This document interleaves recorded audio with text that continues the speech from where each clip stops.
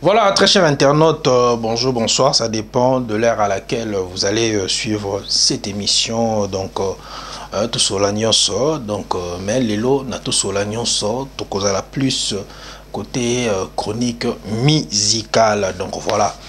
Merci d'abord na bureau ya Ferregola, merci na Ferregola, merci na DMC Trésor Congolo pour la reconnaissance wana et ça libiso vraiment bien équipe mobimba ya global bazala ki ya ko sepela comme on ndenge vraiment bo pesibiso bozong se libiso en sincère wana et ça libiso vraiment vrai bien parce que to rappeler batuba et baké global télévision Moscou to wana plus pour la promotion ya ba artiste donc banda qui promo ya Ferregola. Je pense que binomo bomoni ndenge impact na idéologie ndenge makambu ekendaki donc en tout cas tout monde qui dem les cas qui na RTGA mais qui koloba vraiment ko boaka ba flair par rapport ya ba chaîne YouTube nyon surtout oyo ezo ça la promo il y a le padre donc biso personnellement tout ça qui est vraiment flatté et puis équipe mobimba bazala qui vraiment il y a COCP là donc voilà lelo toko solo là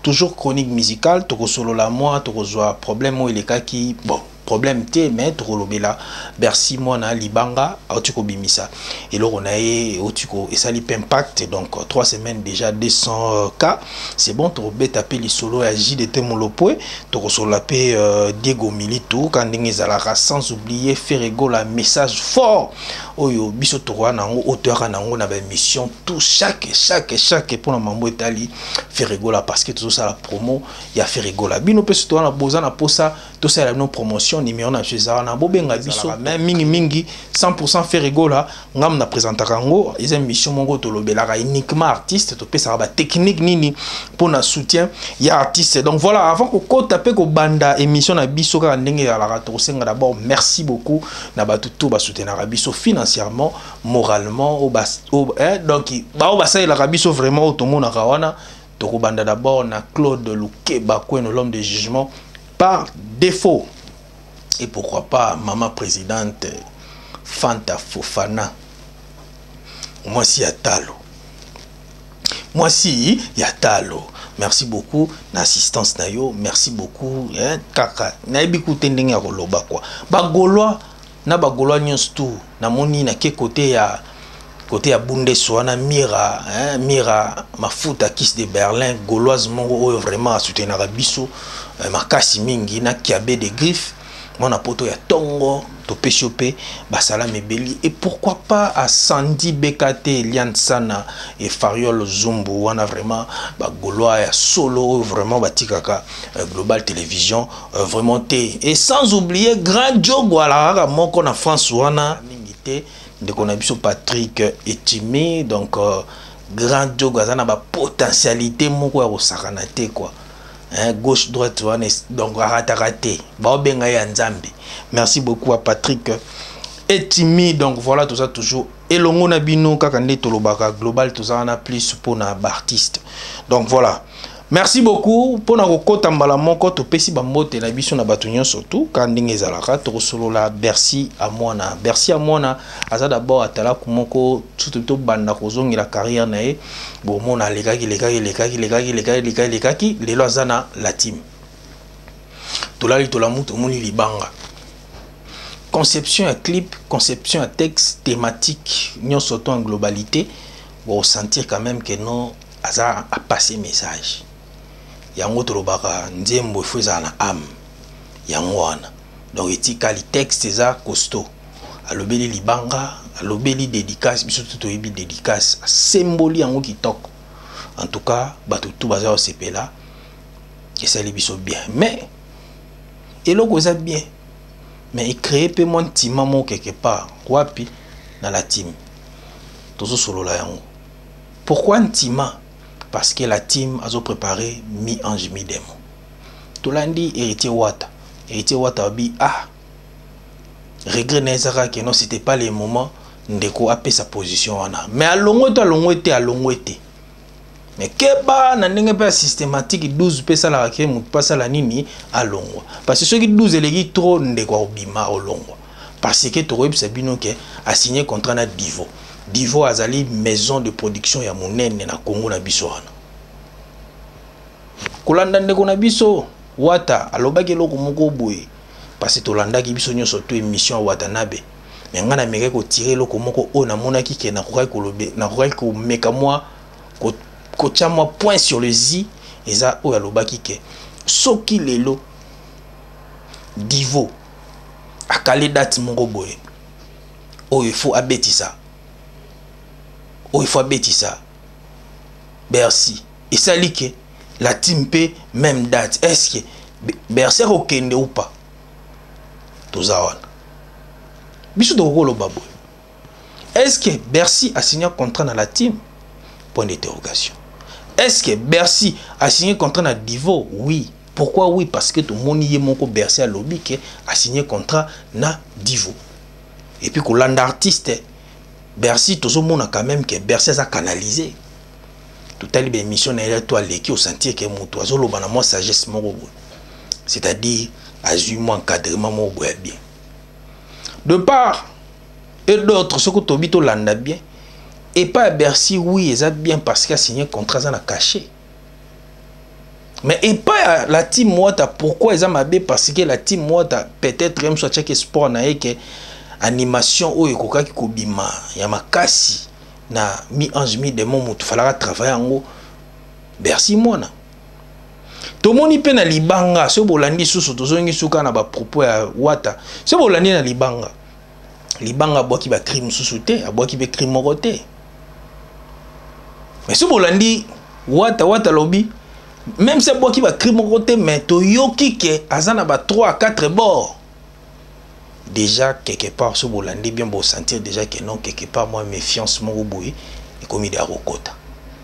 Et puis ce cas to zongi kaka na émission ça na nati pour comprendre que héritier lobaki mingi à propos yande konaye Bercy à moi. A combien de niveau tia ko lobaki soki eza pour ba buka mi ange mi démon lokolo a te ba ko kate. Allez-y comprendre. Babilo mususu tolobaka e uta na kati. Donc c'est-à-dire so bolandi émission na bien so bolandi ndeko na biso Wata pour être un peu bref. Bon comprendre que non aza ya ko sepela te. Et bidro lo kwasu to lobelo moko ya makasi Wata lobaki alobi biso to tikala ko ngimbisa ba musicien na biso te. Mais il faut yaka na ba moment moko boy. Alobelo mo déjà makasi. Timba.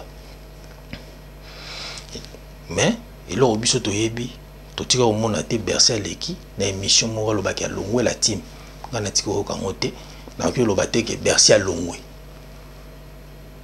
ça toujours dans la team mais to yebi ba orchestre ya Congo ndenge kenda so yi 12 eleki trop a longo 12 ans de lo baka 12 ekuma na ba niveau moko yebo ba biso o matate. Ozomona oyebo ba pesi batikelo espace te yango wana to benga pe ba 12 tindika tiakal lo ekimisa kape ba artiste yango mais lo biso to kolo baga ezaka ke conseil monga na ko pesa po ba ka o ekoma isusu te artiste dans un groupe tel groupe songolo et que production moko yé produire na kati ya groupe est-ce que beaucoup ça peut beaucoup instaurer système moko bo signer ba artiste na bino ba contrat ba une année renouvelable 6 mois renouvelable bo vendre ba bureau bo tchata moi salaire moko bo wane o sala pe bien to bi ke ba artiste na ba groupe musu ba sala na bango ngo mais vous pouvez beaucoup qui sala ngo pe ya non ka ba paraffé pour ba axe boye komate ndenge komeli Bercy parce que ba congolais et lo ezanga ba congolais zakaka mutu ako canaliser G so kutana mutu mo canaliser ka G kitoko au mona G ezala bien na pesi moto na Alves charge en mboka bourré de talent pétri de talent ozomona donc toza na toya malembe Alves to chamo ba paquet poto meka ma ou canaliser G ka ndenge ezala donc voilà. Et c'est le mot ya malonga o biso tozali nango ya koloba pona ndeko na biso Bercy na Wata la pulga mais ya mongo pe tozonga pe moi sima nzete bikisaka yo na elanga na zamba bakata yango te boyibi adage wana topesi yango Bercy tala nsima eloba le padre tala nsima zonga moto tala rétroviseur côté ozalaki nani ayaki obimiso na trou donc voilà quoi. Mais wana tolobi côté wata toke so côté Bercy ya mwana soki déjà batieli paquet aza artiste aosala nini so batieli paquet aévolue batieli mbongo ana choix te a père de famille ape na famille bato batalelaka ye ana choix te aopesa makambo kuna.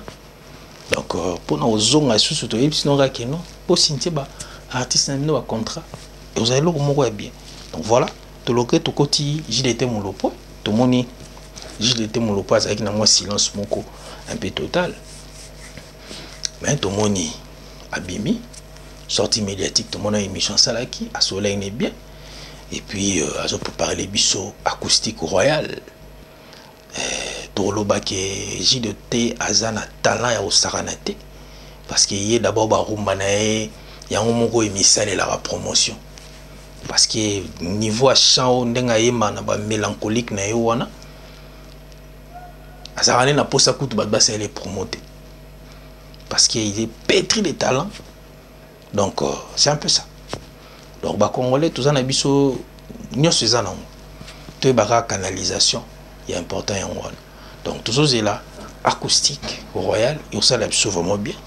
Donc on a déjà les padres moto ya mbapesa ki mot d'ordre acoustique de l'eau bêta acoustique parce que Ferrego là aza mutu moko kanina lobaka aza patrimoine faut protéger parce que dans moment où tu bazaki na ba difficulté na moment où batu ba obulé nzamba nga barre mokili ba obulé ke ndiza boye vidéo mais Ferregola abimisi biso homme acoustique bande konanga homme acoustique na bozo ba ventilateur 46 minutes wana ezaki vaccin et maman na vaccin oye belé pe abatu lelo ti baza normal boyoka ki yango tobi ke pandémie auto perdre batu belé to koki ko nier yango te mais eza destin nzambe so nzamba alobai ko dai na pandémie ato sende ni odai donc le destin est fatal.